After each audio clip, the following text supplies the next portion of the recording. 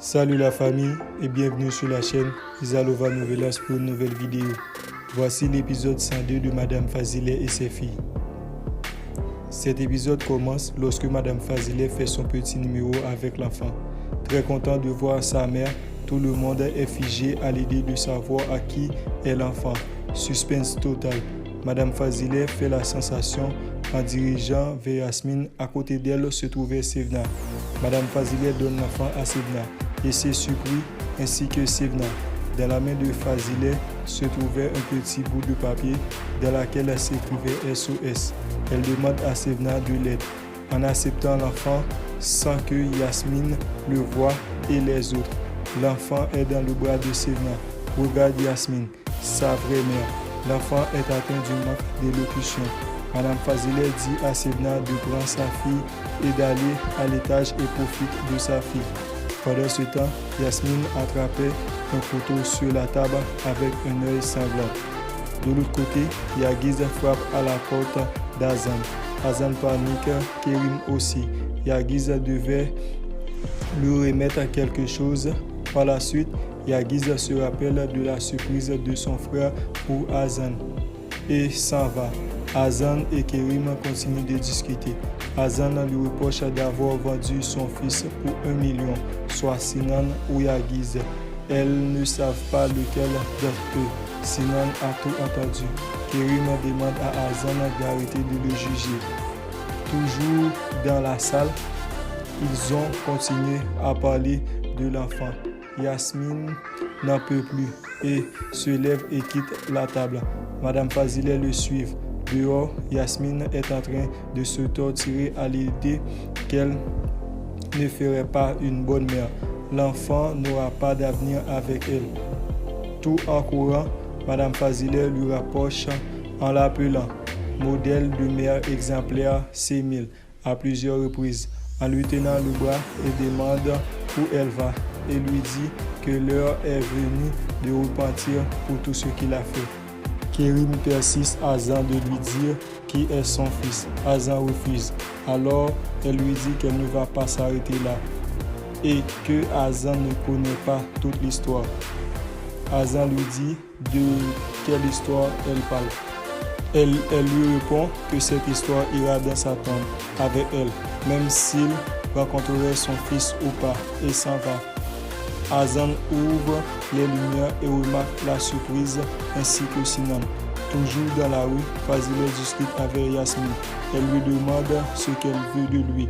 En réalité, Madame Fazilet se moque d'elle en disant que la justice sera faite pour tous les mensonges sur sa fille. Désormais, tu vas faire tout ce que je te demande, sinon je te détruirai. C'est à ce moment précis que Yasmine dirigeait le couteau vers le visage de Madame Fazilet en lui disant que C1000 a beaucoup souffert, mais Yasmine ne souffrira pas, tout en versant des larmes et se tranche le bras. Fazilet intervient pour qu'elle ne se vide pas de son sang. Voilà que Gokhan sort pour s'en aller et remarque la scène. Fazilet lui demande son aide, mais elle n'intervient pas et demande à Riza d'amener Yasmine à l'hôpital et s'en va. De l'autre côté, Azan dit à Sinan qu'elle est désolée et qu'elle comprend sa douleur. Sinan, furieux, s'élève et n'arrive pas à comprendre ce qui vient de se passer. Elle demande à Azan lequel d'entre eux qu'on a vendu pour 1 million. Azan lui répond qu'elle ne peut pas lui dire. Sinan se met en colère et détruit toute la préparation qu'il a fait et quittait la chambre d'Azan pour aller demander à Azima la vérité à ce sujet. Azan a tenté de lui retenir à l'ascenseur. Il pousse Azan par terre. Yagiz arrive pour le soutenir. Azan lui demande de ne pas s'en mêler. C'est entre lui et Sinan. De l'autre côté, Fazilet et Yasmine se trouvent vers au bord de la plage après se faire soigner. Fazilet continue de l'énerver. Yasmine n'en peut plus et sort de la voiture. Fazilet et le chauffeur s'en vont, laissent Yasmine derrière elle.